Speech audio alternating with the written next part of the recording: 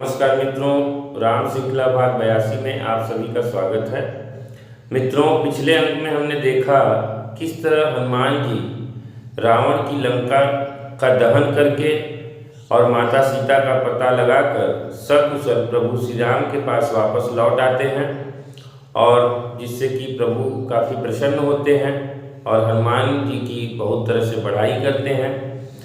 आपसी वार्तालाप के दौरान प्रभु श्री राम हनुमान जी से पूछते हैं कि हनुमान ये बताओ कि सीता वहाँ किस तरह रहती हैं और किस तरह वह अपनी सुरक्षा कर पाती हैं।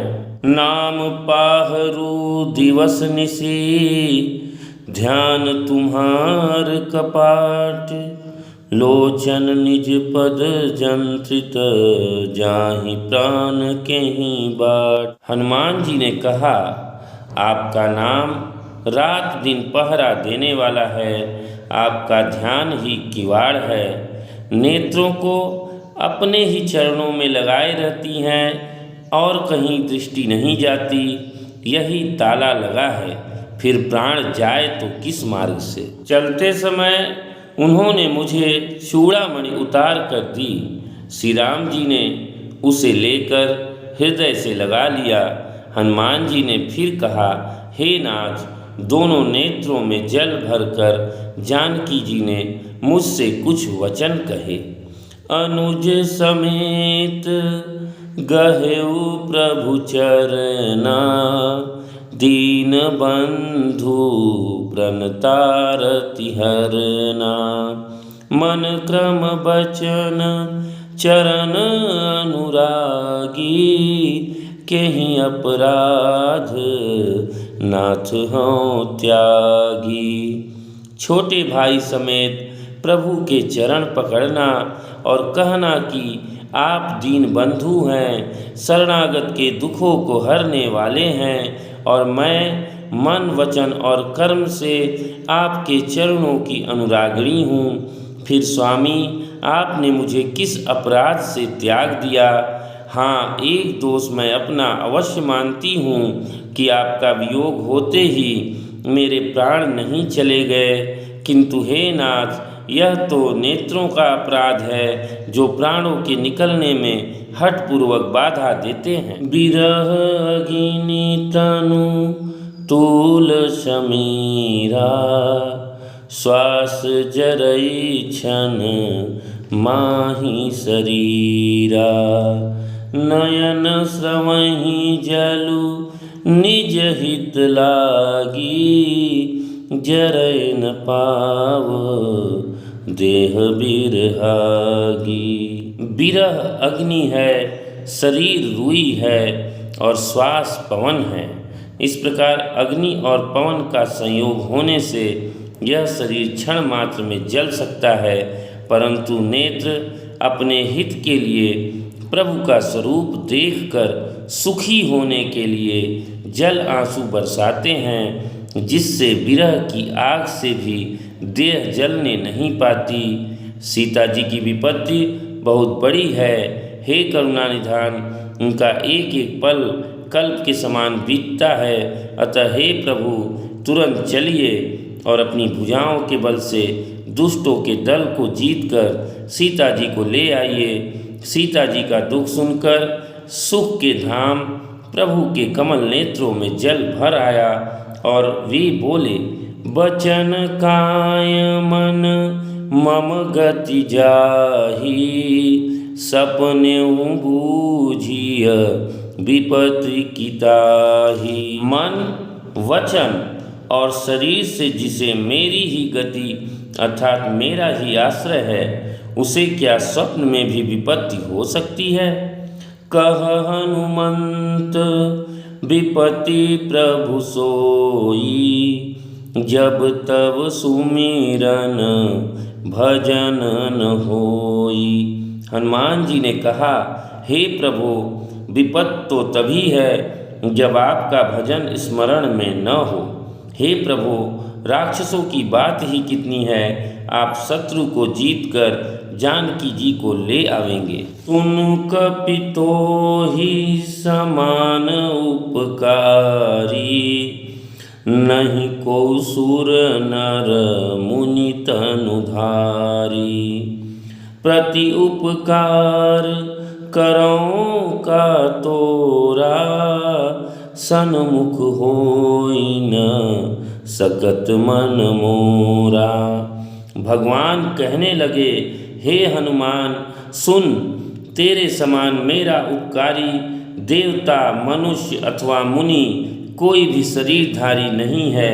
मैं तेरा प्रति उपकार तो क्या करूं, मेरा मन भी तेरे सामने नहीं हो सकता, अर्थात मैं ऐसा कुछ भी करने में असमर्थ हूँ जिससे इस उपकार का बदला चुकाया जा सके। हे पुत्र सुन, मैंने मन में खूब विचार करके देख लिया कि मैं तुझसे उऋण नहीं हो सकता। देवताओं के रक्षक प्रभु बार बार हनुमान जी को देख रहे हैं। नेत्रों में प्रेमाश्रुओं का जल भरा है और शरीर अत्यंत पुलकित है। प्रभु के वचन सुनकर और उनके प्रसन्न मुख तथा पुलकित अंगों को देखकर हनुमान जी हर्षित हो गए और प्रेम में विकल होकर, हे भगवान मेरी रक्षा करो कहते हुए श्री राम जी के चरणों में गिर पड़े। बार बार प्रभु चहई उठावा, प्रेम मगन तेहि उठबन भावा। प्रभु उनको बार बार उठाना चाहते हैं, परंतु प्रेम में डूबे हुए हनुमान जी को चरणों से उठना सुहाता नहीं। प्रभु का कर कमल हनुमान जी के सिर पर है। उस स्थिति का स्मरण करके शिव जी प्रेम मग्न हो गए। फिर मन को सावधान करके शंकर जी अत्यंत सुंदर कथा कहने लगे। कपि उठाई प्रभु हृदय लगावा, कर गही परम निकट बैठावा। हनुमान जी को उठाकर प्रभु ने हृदय से लगाया और हाथ पकड़कर अत्यंत निकट बैठा लिया। हे हनुमान बताओ तो, रावण के द्वारा सुरक्षित लंका और उसके बड़े बांके किले को तुमने किस तरह जलाया। हनुमान जी ने प्रभु को प्रसन्न जाना और वे अभिमान रहित वचन बोले। बंदर का बस यही बड़ा पुरुषार्थ है कि वह एक डाल से दूसरी डाल पर चला जाता है। मैंने जो समुद्र लांघ कर सोने का नगर जलाया और राक्षस गण को मारकर अशोक वन को उजाड़ डाला, सो सब तब प्रताप रघुराई, नाथ न कछु मोरी प्रभुताई। यह सब तो हे श्री रघुनाथ जी आप ही का प्रताप है। हे नाथ, इसमें मेरी बड़ाई कुछ भी नहीं है। कहूँ प्रभु कछु अगम नहीं, जा पर तुम अनुकूल, तव प्रभाव बड़वा न लही, जारी सकई खलु तूल। हे प्रभु, जिस पर आप प्रसन्न हो उसके लिए कुछ भी कठिन नहीं है। आपके प्रभाव से रुई, जो स्वयं बहुत जल्दी जल जाने वाली वस्तु है, बड़वा नल को निश्चय ही जला सकती है, अर्थात असंभव भी संभव हो सकता है। नाथ भगति अति सुखदायनी, देहु कृपा करी अनपायनी, सुनि प्रभु परम सरल कपिबानी, एवमस्तु तब कहेउ भवानी। हे नाथ, मुझे अत्यंत सुख देने वाली अपनी निश्चल भक्ति कृपा करके दीजिए। हनुमान जी की अत्यंत सरल वाणी सुनकर हे भवानी, तब प्रभु श्री राम ने एवमस्तु कहा। उमा राम सुभाऊ जेहि जाना, ताहि भजनु तजी भावनाना। यह संवाद जासुर आवा, रघुपति चरण भगति सोई पावा। हे उमा, जिसने श्री राम जी का स्वभाव जान लिया, उसे भजन छोड़कर दूसरी बात ही नहीं सुहाती। यह स्वामी सेवक संवाद जिसके हृदय में आ गया वही श्री रघुनाथ जी के चरणों की भक्ति पा गया। प्रभु के वचन सुनकर वानरगण प्रभु श्री राम का जयकारा लगाने लगे। तब श्री रघुनाथ जी ने कपिराज सुग्रीव को बुलाया और कहा, चलने की तैयारी करो, अब विलंब किस कारण किया जाए, वानरों को तुरंत आज्ञा दो। भगवान की यह लीला रावण की वध की तैयारी देखकर बहुत से फूल बरसाकर और हर्षित होकर देवता आकाश से अपने अपने लोक को चले। मित्रों, आज की कथा में हमने देखा किस तरह प्रभु श्री राम और हनुमान जी एक दूसरे के प्रेम में आनंदित होकर प्रेमाश्रुओं को बहाते दिख रहे हैं।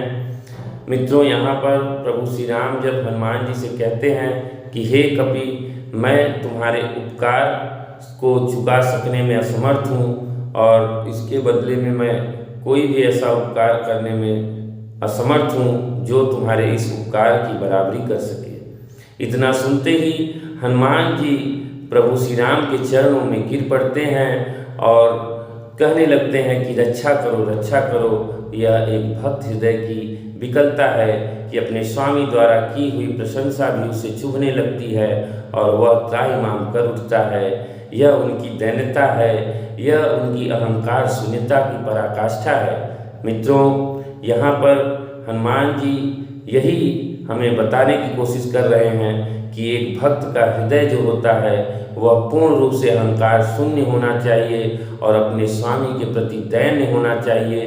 तभी हम उनकी कृपा के पात्र बन सकते हैं, तभी हमारे अंदर वो पात्रता आ सकती है जो हमें प्रभु की कृपा प्रसाद प्राप्त होने में सहायक हो सके। मित्रों, यहाँ पर जब हनुमान जी अपनी प्रशंसा सुनते हैं तो वह उन्हें काल के समान लगता है, उन्हें चुभता है और वो कहते हैं कि प्रभु, बंदर का स्वभाव तो बस इतना है कि एक डाल से दूसरी डाल तक कूद सकता है। यह सब तो आपका ही प्रभाव है, आपकी ही कृपा है कि मैं ऐसा कर पाया।